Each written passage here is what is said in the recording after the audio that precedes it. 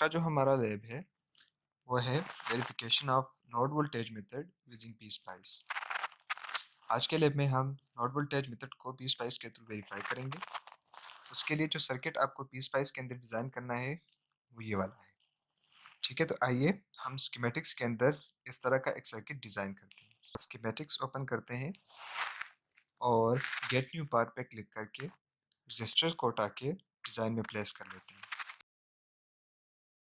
हमें 8 रजिस्टर्स चाहिए हैं सर्किट में प्लेस करने के लिए, क्योंकि जो सर्किट मैनुअल में गिवन है उसमें आपके पास 8 रजिस्टर्स आपस में कनेक्टेड है।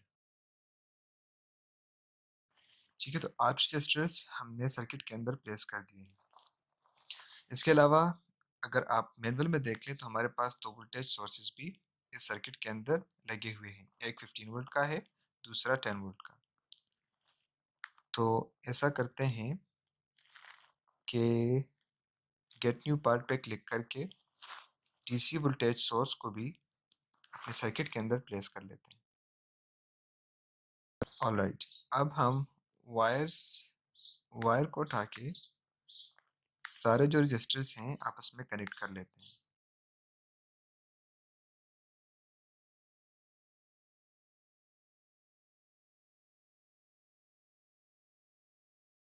अच्छा, अब हम प्लेस करते हैं ग्राउंड को, ताकि हमारा सर्किट जो है वो कंप्लीट हो जाए। ग्राउंड हमने प्लेस कर दिया है। अब हम वोल्टेज सोर्सेज की वैल्यूज़ को चेंज कर लेते हैं।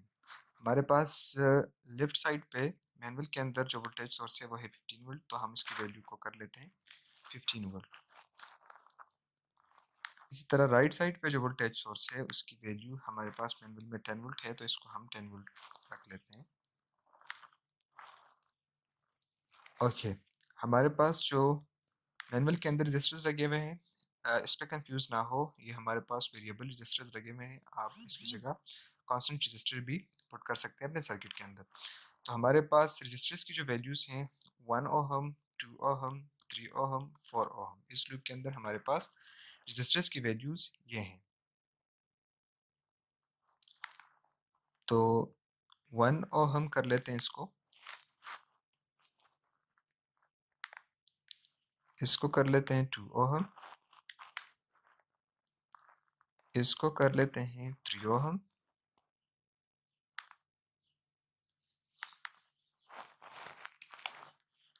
और इसको कर लेते हैं 4 ओहम। ठीक है, इसी तरह जो दूसरा लूप है उसके अंदर हमारे पास है 3, 2, 3।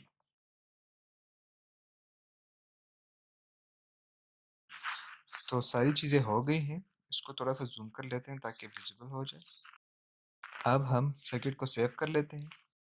सर्किट सेव हो गया है, उसके बाद हम इसको सिमुलेट कर लेते हैं। सर्किट हमारा सिमुलेट हो गया है। हम नोड वोल्टेज मेथड को वेरीफाई कर रहे हैं, इसलिए करंट की यहाँ पे हमें ज़रूरत नहीं है। करंट को हम यहाँ से डिसेबल करते हैं ताकि हम सिर्फ वोल्टेजेस को देख सकें। ठीक है, तो जो वोल्टेज आपको मैनुअल के अंदर सर्किट के अंदर नज़र आ रहे हैं, ठीक है, तो वो यहाँ पे भी नज़र आ रहे हैं। अगर आप लोग यहाँ पे देख ले तो यहाँ पे इस नोड पे जो हमारे पास बिल्कुल बीच में जो नोड है, दरमियान में जो नोड है, उस पे हमारे पास जो वोल्टेज है वो है 8.714। ठीक है, तो इस नोड पे हमारे पास 8.714 वोल्टेज है। इस नोड पे हमारे पास जो वोल्टेज है वो है 11.43।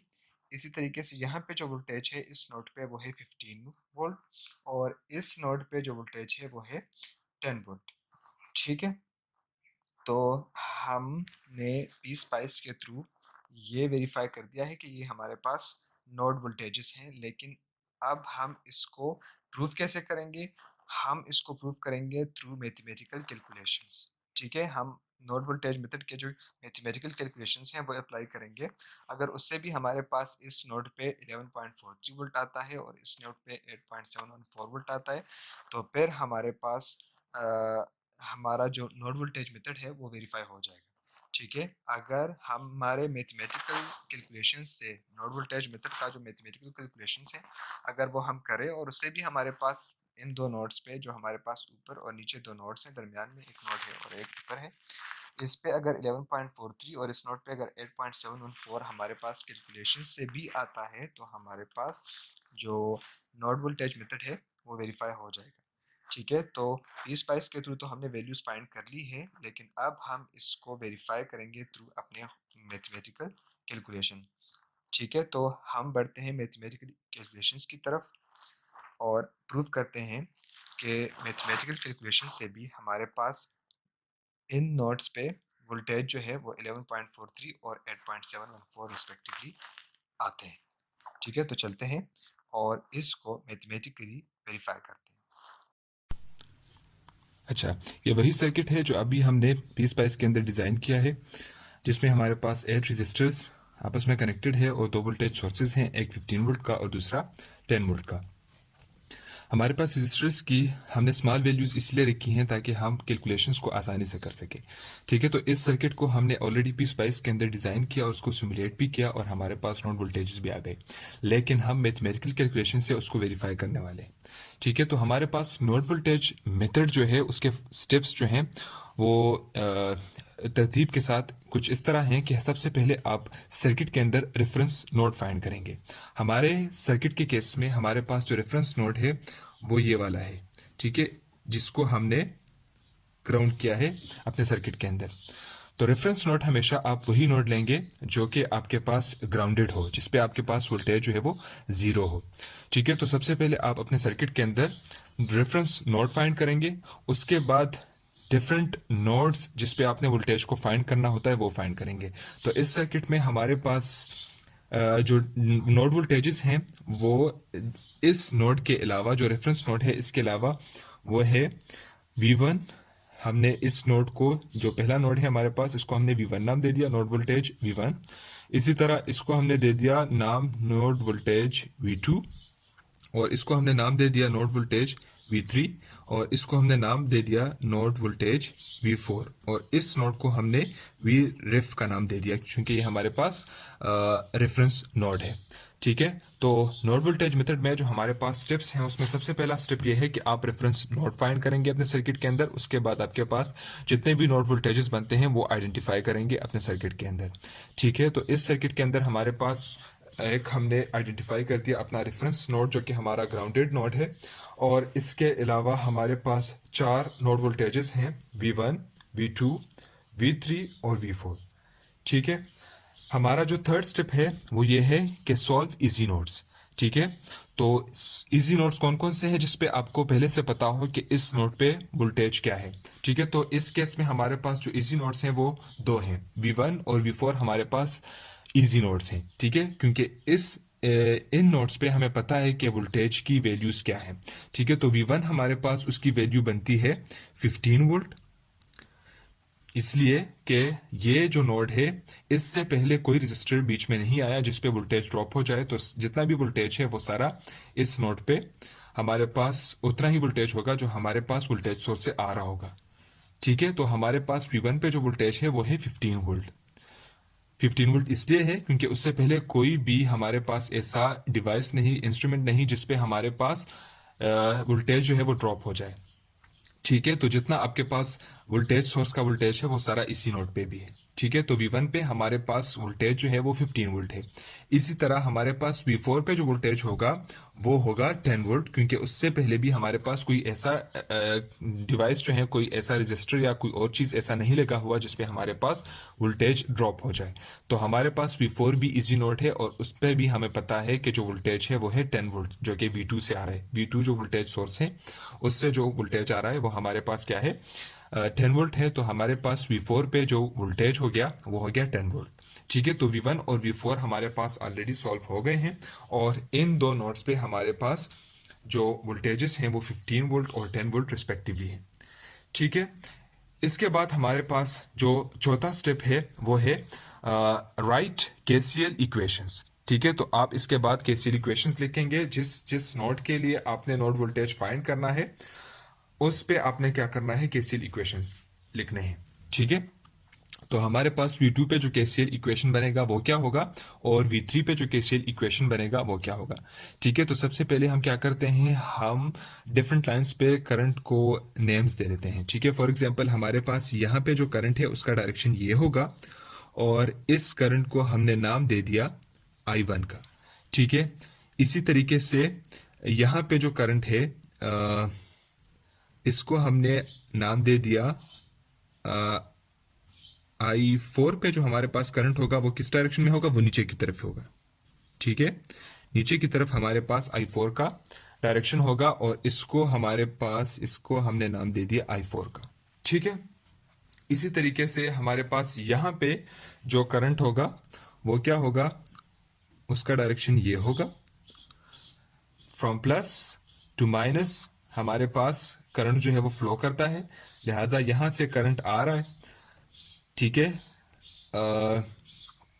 कुछ करंट जो है वो ऊपर चला गया और कुछ करंट यहाँ पे आ गया। यहाँ पे नोड जो है वो बना हुआ है, लिहाजा करंट यहाँ पे डिवाइड हो जाएगा, तो कुछ करंट जो है वो ऊपर चला जाएगा और कुछ करंट जो है वो इस साइड पे आ जाएगा। ठीक है, तो इस साइड पे हमारे पास जो करंट है उसको हमने नाम दे दिया I3 का। ठीक है, तो हमने इस करंट को, अब ये वाला जो करंट है वो इस तरीके से यहाँ पे आ रहा है।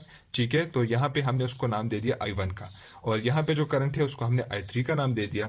ठीक है, अब यहाँ पे इस साइड से अगर हम देख लें तो यहाँ से भी करंट जो है वो ऊपर की तरफ जा रहे हैं फ्रॉम दिस वोल्टेज सोर्स। ठीक है, तो यहाँ से भी करंट आ रहा है और उस करंट का डायरेक्शन भी इस दरमियान वाले नोड की तरफ होगा। ठीक है, from plus there is flowing a current towards R3 and the same current is flowing towards the R6। तो यहाँ पे भी वोल्टेज सोर्स V2 से जो करंट आ रहा है वो भी यहाँ पे डिवाइड हो गया, कुछ करंट इस साइड पे आ गया, कुछ करंट जो है वो उस साइड पे चला गया। ठीक है, तो यहाँ पे भी हमारे पास करंट आ रहा है और इस करंट को हमने नाम दे दिया I5 का। ठीक है, R5 है इस रेजिस्टेंस का नाम, इसलिए हमने इस करंट को I5 का नाम दे दिया। ठीक है, यहाँ पे R8 के ऊपर जो करंट है उसको हमने फॉर एग्जांपल हमने उसको नाम दे दिया I8। ठीक है, दोनों करंट यहाँ पे आ गए और ये वाला करंट भी यहाँ पे आ गया, तीनों यहाँ पे कंबाइन होके इस वाले ब्रांच पे जो है वो आउट हो गए और उसको हमने नाम दे दिया I8, उसका डायरेक्शन जो है वो नीचे की तरफ है। ठीक है, तो करंट के डायरेक्शंस हमने स्पेसिफाई कर लिए। अब हम क्या करते हैं कि हम KCL इक्वेशंस लिख लेते हैं। करंट के डायरेक्शंस भी हमने स्पेसिफाई कर लिए और हमने करंट्स को नाम भी दे दिए। ठीक है, तो यहाँ पे जो करंट है R2 के ऊपर और R1 के ऊपर जो करंट जा रहा है उसको हमने नाम दे दिया I1 का। इसी तरीके से R3 और R5 और R6 के ऊपर जो करंट है उसको हमने नाम दे दिया I5 का। R4 के ऊपर जो करंट है उसको हमने नाम दे दिया I4 का, और R3 के ऊपर जो करंट है उसको I3 नाम दे दिया, और R7 के ऊपर जो करंट है उसको हमने नाम दे दिया, यहाँ पे हमने इसको नाम नहीं दिया, इसको हम नाम दे देते हैं I7 का। ठीक है, तो हमारे पास यहाँ पे जो करंट है उसको हमने I7 का नाम दे दिया और नीचे की तरफ R8 पे जो करंट आ रहा है उसको हमने I8 नाम दे दिया। तो हमने करंट्स आइडेंटिफाई भी कर लिए, उसको नाम भी दे दिया और उनके डायरेक्शंस भी हमने स्पेसिफाई कर दिए। अब हम लिखते हैं equations, KCL equations for this currents. ठीक है, तो V2 जो नोड है उस पे हमारे पास जो इक्वेशन बनेगा, KCL इक्वेशन जो बनेगा वो कुछ इस तरह होगा कि I1 प्लस I5, क्योंकि ये दोनों इस नोड पे एंटर कर रहे हैं और I4 जो है इस नोड से बाहर की तरफ जा रहे हैं। ठीक है, तो जो अंदर की तरफ जा रहे होते हैं उनका समेशन इक्वल होता है बाहर की तरफ जो जा रहे होते हैं उनके समेशन के इक्वल। ठीक है, तो हमारे पास KCL इक्वेशन इस केस में V2 पे जो KCL इक्वेशन बनेगा वो होगा I1 plus I5 equals to I4। ठीक है, नोड से बाहर की तरफ सिर्फ एक ही करंट जा रहा है, इसलिए हम क्या ले रहे हैं, हम सिर्फ एक ही करंट जो है वो दूसरे साइड पे ले रहे हैं। ठीक है, तो I1 plus I5, I1 plus I5 equals to I4। ठीक है, या हम इस तरह भी लिख सकते हैं कि I1 plus I5 minus I4 equals to 0। ठीक है, तो ये हमारे पास V2 पे जो हमारे पास करंट का जो डायरेक्शन बन गया, जो इक्वेशन बन गया, सॉरी KCL का जो इक्वेशन बन गया V2 पे, वो हमारे पास हो गया I1 plus I5 minus I4 equals to 0। इसी तरीके से V3 का जो नोड है उस पे हमारे पास जो KCL का इक्वेशन बनेगा वो किस तरह से होगा। ठीक है, अगर इस नोड को आप देख लें तो इसकी तरफ ये वाला करंट भी आ रहा है, इसी नोड की तरफ ये वाला करंट भी आ रहा है और इसी नोड की तरफ ये वाला करंट भी आ रहा है। ठीक है, तो these three currents are entering the node and this one current is flowing out of the node। तो इन तीनों का summation will be equal to I8। ठीक है, तो हमारे पास यहाँ पे जो इक्वेशन बनेगा, जो इक्वेशन V3 पे बनेगा, V3 नोड पे बनेगा, वो होगा I3 plus I4 plus I7 minus I8 equals to 0। तो ये हमारे पास दो इक्वेशंस जो हैं वो हमारे पास बन गए हैं। ठीक है, तो हमारे पास ये वाला जो इक्वेशन है ये V2 पे बना है और V3 पे हमारे पास ये वाला इक्वेशन बन गया है। ठीक है, तो V2 नोट पे हमारे पास जो केसीएल इक्वेशन बना वो हुआ I1 plus I5 minus I4 equals to 0। और V3 पे जो इक्वेशन बना वो हुआ I3 plus I4 plus I7, I3 plus I4 plus I7 minus I8 equals to 0। ठीक है, तो हमारा जो फोर्थ स्टेप था कि राइट केसीएल इक्वेशंस वो भी हमने कर दिया है। ठीक है, तो हमारे पास दो इक्वेशंस आ गए केसीएल के। और अब हमारा जो आखिरी स्टेप है वो है सॉल्व। ठीक है, तो हमारे पास इक्वेशंस आ गए हैं, अब हमने इसको सॉल्व करना है। तो नोड वोल्टेज मेथड के थ्रू केसीएल के इक्वेशन सॉल्व करने का तरीका क्या है वो हम अभी करने वाले हैं। ठीक है, अच्छा, तो हमारे पास जो I1 है, I1 उस पे हमारे पास जो वोल्टेज उस केस में I1 के केस में हमारे पास जो वोल्टेज ड्रॉप है, तो according to Ohm's law I is equal to V by R। According to Ohm's law I equals to V by R। V is voltage drop and R is resistance. V is voltage drop across this resistance. ठीक है, V is voltage drop through this resistor. ठीक है, तो हमारे पास ohm law के मुताबिक current हमारे पास equal होता है वोल्टेज ड्रॉप थ्रू रेजिस्टर। तो हमारे पास यहाँ पे I1 के लिए जो ओहम्स लॉ का इक्वेशन बनेगा वो किस तरह होगा। अब V2 के लिए हम ओहम्स लॉ के फॉर्म में केसीएल लिखते हैं। ठीक है, इसी केसीएल इक्वेशन को हम ओहम्स लॉ के फॉर्म में लिखते हैं। ठीक है, दोबारा मैं बता दूं, V2 यानी इस नोड पे V2 के नोड पे हमारे पास जो केसीएल इक्वेशन बना है उसको हम ओहम्स लॉ के फॉर्म में लिखते हैं। ठीक है, तो वो किस तरह से होगा, V1 माइनस V2। ठीक है, V1 पे जो वोल्टेज आ रहा है उसमें से कुछ वोल्टेज जो है वो R1 और R2 के ऊपर ड्रॉप हो जाएगा। तो वो जो ड्रॉप है वो किस तरह से हम आइडेंटिफाई करेंगे, अगर हम V1 से V2 को माइनस करें। ठीक है, अगर हम V1 से V2 को माइनस करें तो हमारे पास क्या आ जाएगा, इन दोनों रेजिस्टर्स के ऊपर जो वोल्टेज ड्रॉप है वो आ जाएगा। ठीक है, तो voltage drop divided by resistance, और इस केस में हमारे पास R1 और R2 दोनों सीरीज में लगे हुए हैं तो हम इन दोनों को आपस में ऐड कर सकते हैं। ठीक है, जब रेजिस्टेंस आपस में सीरीज में लगे हों तो हम उनको डायरेक्टली ऐड कर सकते हैं। अगर पैरेलल लगे हों तो उसके लिए फिर हमारे पास जो उसका इक्वेशन है वो इस तरह है कि अगर R1 और R2 आपस में पैरेलल में लगे हो तो हम लिखते हैं equivalent resistance 1 over R equals to 1 over R1 plus 1 over R2। ठीक है, और उसको फिर हम सॉल्व करके इक्विवेलेंट रेजिस्टेंस फाइंड कर लेते हैं। लेकिन सीरीज कॉम्बिनेशन के केस में हमारे पास जो इक्विवेलेंट रेजिस्टेंस होता है वो इक्वल होता है दोनों रेजिस्टर्स के समेशन के इक्वल। ठीक है, तो इस पॉइंट पे ये जो हमारा ब्रांच है R1 और R2 का जो ब्रांच है, इस ब्रांच पे हमारे पास जो करंट है वो है I1 और वो ओहम्स लॉ के फॉर्म में हमारे पास इक्वल हो जाएगा V1 minus V2 divided bye R1 plus R2, R1 plus R2। ठीक है, इसी तरीके से I5 जो है उसका इक्वेशन क्या बनेगा, I5 हमारे पास ये वाला करंट है। ठीक है, तो ये हमारे पास बन जाएगा V4 minus V2, V4 minus V2 divided bye R5 plus R6, R5 plus R6। और हमारे पास है माइनस I4, तो I4 हमारे पास इक्वल हो जाएगा किस चीज के, V2 minus V3, V2 minus V3 divided by R4 which is equal to 0। ठीक है, तो जो वैल्यूज हमें फाइंड है ऑलरेडी हम उनको पुट कर लेते हैं और इससे एक सिंपल इक्वेशन बना लेते हैं। ठीक है, तो V1 हमारे पास ऑलरेडी फाइंड है, वो हमारे पास है 15 और V2 को अभी हमने फाइंड करना है, ठीक है, क्योंकि V2 अभी हमें मालूम नहीं है। इसी तरह R1 प्लस R2, हमारे पास R1 वो 1 ओहम है, R2 हमारे पास 2 ओहम है, तो 1 प्लस 2 से हमारे पास आ जाएगा 3, ठीक है। इसी तरह V4 हमने फाइंड किया हुआ है, वो है 10 वोल्ट, और V2 अभी हमें फाइंड नहीं है, तो हम उसको अपनी जगह पे लिख लेते हैं।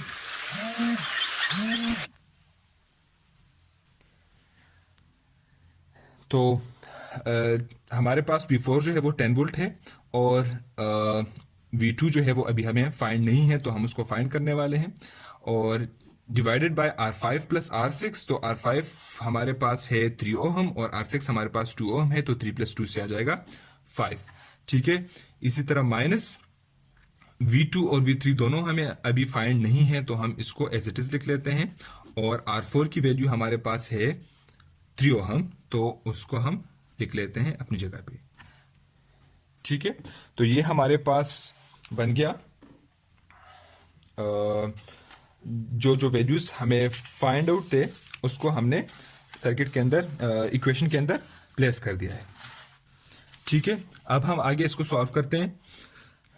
अगर हम दोनों साइड्स पे 15 को मल्टीप्लाई करेंगे तो उससे क्या होगा, ठीक है। अगर इस केस में या तो हम इसका एलसीएम ले ले, या हम क्या कर ले कि हम दोनों साइड्स पे 15 को मल्टीप्लाई कर ले, तो उससे क्या हो जाएगा, 15 multiply by 15 minus V2 divided by 3 plus 15 multiply by 10 minus V2 divided by 5 minus 15 multiply by V2 minus V3 divided by 3 equals to 0। तो ये आपस में 3 1s are 3, 3 5s are 15, 5 1s are 5, 5 3s are 15, 3 1s are 3 and 3 5s are 15, ठीक है। तो इस तरीके से हमारे पास इसको हमने डिनोमिनेटर इससे हमने ख़त्म कर दिया है, ठीक है। अब 5 को इन दोनों के साथ मल्टीप्लाई करें, 15 multiply bye 5 is 75 minus 5V2 plus अपनी जगह पे 3 multiply by 10 is 30 and 3 multiply by minus V2 is minus 3V2, ठीक हो गया। इसी तरीके से माइनस अपनी जगह पे 5 multiply by V2 is 5V2 और माइनस इंटू माइनस प्लस और 5 into V3 5V3 equals to 0, ठीक है। अब इसमें जो जो चीज़ें हम ऐड कर सकते हैं उसको हम ऐड कर लेते हैं। अच्छा, 75 और 30 को हम ऐड कर सकते हैं, ठीक है, तो उससे हमारे पास आता है 105, ठीक है। इसी तरह माइनस 5V2 माइनस 3V2 और माइनस 5V2 से बनता है माइनस 13V2, ठीक है, तो इससे बन गया माइनस 13V2। इसी तरीके से हमारे पास जो बच गया है वो है 5V3, ठीक है, तो हमारे पास आ गया 5V3 विच इक्वल्स टू 0। तो ये हमारे पास एक इक्वेशन बन गया, इसको हमने नाम दे दिया इक्वेशन 3 का, ठीक है। तो एक केसीएल इक्वेशन हमने लिख लिया इन टर्म्स ऑफ वोल्टेजेस। अब हम दूसरा जो केसीएल इक्वेशन है जो कि है I3 plus I4 plus I7 minus I8 equals to 0, ये भी केसीएल इक्वेशन है जो हमने V3 के ऊपर फाइंड किया था। और अब हम इसको ओहम्स लॉ के फॉर्म में लिखते हैं और उसके बाद इसको इसी तरीके से वोल्टेजेस के फॉर्म में कन्वर्ट कर लेते हैं, ठीक है। तो हमारे पास I3 का जो करंट है उसको अगर हम ओहम्स लॉ के फॉर्म में लिखेंगे तो वो क्या बनेगा, I3 कौन सा करंट है, ये वाला है, ठीक है। तो इसका जो इक्वेशन बनेगा वो होगा V1 minus V3 divided bye R3, ठीक है। तो इसको हम लिख लेते हैं V1 minus V3 divided bye R3, ठीक है। दूसरा जो हमारे पास है वो है प्लस I4, तो I4 जो है वो है हमारे पास V2 minus V3 divided by R4, V2 minus V3 divided by R4, ठीक है। उसके बाद हमारे पास है प्लस I7, ठीक है। तो I7 हमारे पास ये वाला करंट है और ये हमारे पास इक्वल हो जाएगा V4 minus V3 divided bye R7, ठीक है। V4 minus V3 divided bye R7 और उसके बाद है माइनस I8, तो I8 हमारे पास इक्वल हो जाएगा V3 minus Vref divided by R8, V3 minus V ref divided by R8 equals to 0। ठीक है। अच्छा, अब जो जो वैल्यूज हमें इसमें मालूम है वो हम प्लेस कर लेते हैं इस इक्वेशन के अंदर। V1 की वैल्यू हमारे पास ऑलरेडी है, वो है 15 वोल्ट, तो हम इसमें 15 वोल्ट प्लेस कर लेते हैं, minus V3 divided bye R3 की वैल्यू है 4 ओहम, तो हम उसको 4 उसमें प्लेस कर लेते हैं, plus V2 minus V3। V2 की वैल्यू हमें फाइंड नहीं है तो हम V2 को एज इट इज छोड़ देते हैं, V3 भी हमें फाइंड नहीं है, उसको भी हम एज इट इज छोड़ देते हैं, डिवाइडेड बाय R4 की वैल्यू हमें फाइंड है, वो है 3 ओहम, तो हम उसको पुट कर लेते हैं, प्लस V4 की वैल्यू हमारे पास क्या है, वो हमें ऑलरेडी मालूम है 10 वोल्ट। V3 हमें मालूम नहीं है तो हमने minus V3 as it is कर दिया, और R7 की वैल्यू हमारे पास है 3 ओहम, तो हमने 3 इसमें पुट कर दिया। इसी तरीके से माइनस V3 हमें मालूम नहीं है तो V3 और माइनस वीरेफ हमारे पास 0 वोल्ट है, तो लिहाजा माइनस 0 लिखने की ज़रूरत नहीं है, डिवाइडेड बाय R8 की जो वैल्यू है वो है 3, तो वो भी हम यहाँ पे पुट कर लेते हैं, इक्वल्स टू 0। ठीक है। अब हम डिनोमिनेटर ख़त्म करने के लिए हम क्या कर लेंगे, या तो इसका एलसीएम ले लें, या फिर ऐसा कर ले कि दोनों साइड्स पे क्या मल्टीप्लाई कर ले, 12 मल्टीप्लाई कर ले, तो उससे हमारे पास डिनोमिनेटर जो है वो ख़त्म हो जाएगा। ठीक है, तो 12 multiply by 15 minus V3 divided by 4 plus V2 12 multiply by V2 minus V3 divided by 3 plus 12 multiply by 10 minus V3 divided by 3 minus 12 multiply by V3 divided by 3 equals to 0, क्योंकि 0 के साथ अगर हम 12 मल्टीप्लाई भी करें तो 0 ही आएगा। ठीक है, तो 4 1s are 4, 4 3s are 12, 3 1s are 3, 3 4s are 12, 3 1s are 3, 3 4s are 12, 3 1s are 3 and 3 4s are 12। ठीक है, तो इक्वेशन किस तरह बनेगा, 15 multiply bye 3 is 45 minus 3 into V3 3V3। ठीक हो गया। इसी तरीके से 4 इंटू V2 बन जाएगा 4V2, और 4 इंटू माइनस V3 तो ये हो जाएगा माइनस 4V3। ठीक है। अच्छा, उसके बाद हमारे पास 4 मल्टीप्लाई बाय 10 इज 40, और 4 multiply by minus V3 is minus 4V3। ठीक है। अच्छा, उसके बाद हो जाएगा minus 4V3 is equals to 0। ठीक है, अब इसमें जो चीज़ें ऐड हो सकती है उसको ऐड कर ले। कांस्टेंट्स हमारे पास इसमें है 45 और 40, तो दोनों को ऐड कर ले तो उससे बन जाएगा 85। अच्छा, V3 V3 V3 V3, ठीक है, minus 3V3 minus 4V3 minus 4V3 minus 4V3, तो ये चारों जब आपस में एड अप हो जाएंगे तो इससे आ जाएगा 3 प्लस 4 7, 7 प्लस 4 11, 11 प्लस 4 15। ठीक है, तो इससे आ जाएगा 15V3 माइनस 15V3। तीनों के साथ साइन नेगेटिव हैं तो ऐड होंगे, लेकिन साइन नेगेटिव ही लगेगा। ठीक है, तो इससे आ जाएगा 85 माइनस 15V3। इसी तरह हमारे पास बच गया ये V2, ये भी हो गया, ये भी हो गया, ये भी हो गया, ये भी हो गया, ये भी हो गया, ये भी हो गया, बच गया 4V2, तो इसको हम लिख लेंगे 4V2 इक्वल्स टू 0। तो ये हमारे पास बन गया दूसरा equation in terms of voltage. ठीक है, अब हमारे पास दो इक्वेशंस आ गए, इक्वेशन 3 और इक्वेशन 4। ठीक है, नेक्स्ट हमारा जो स्टेप है वो है इक्वेशन 3 और इक्वेशन 4 को सॉल्व करना। ठीक है, हमारे पास दो अननोन्स हैं और दो इक्वेशंस है, लिहाजा हम हमारे पास अगर इक्वेशंस दो हो और अननोन्स भी दो हो तो हम उसको सॉल्व करके दोनों अननोन्स को फाइंड कर सकते हैं। ठीक है, तो एक इक्वेशन हमारे पास ये वाला हो गया, दूसरा इक्वेशन ये वाला हो गया। ठीक है, अब हम क्या कर लेते हैं, हम इसको सॉल्व कर लेते हैं। उसके लिए हम क्या करते हैं कि हम इक्वेशन 3 को मल्टीप्लाई कर लेते हैं 3 के साथ। 3 के साथ क्यों मल्टीप्लाई कर रहे हैं, क्योंकि यहाँ हमारे पास 5V3 है और यहाँ पर हमारे पास माइनस 15V3 है। ठीक है, तो इसको 15V3 बनाने के लिए हम क्या करते हैं, हम 3 मल्टीप्लाई करते हैं। ठीक है, तो 105 के साथ 3 मल्टीप्लाई करें तो 315 बन जाएगा, 13 के साथ 3 मल्टीप्लाई करें तो 13v2 बन जाएगा, और 5 के साथ 3 मल्टीप्लाई करें तो 15v3 बन जाएगा। ठीक है, तो हमने 3 मल्टीप्लाई किया और फिर उसको इक्वेशन 4 के साथ ऐड कर दिया। इक्वेशन 3 के साथ 3 मल्टीप्लाई करके इक्वेशन 4 के साथ ऐड कर लिया। जब ऐड किया तो हमने देखा कि 15v3 और 15v3 माइनस 15v3 और प्लस 15v3 आपस में कैंसिल हो गए, और 85 प्लस 315 से आ गया 400, और 4v2 माइनस 39v2 से आ गया माइनस 35v2। इसको हमने सॉल्व किया तो हमारे पास क्या बना, 35v2 इज इक्वल टू 400, और दोनों साइड्स को 35 पे डिवाइड किया तो v2 की वैल्यू आ गई हमारे पास 11.4 वोल्ट।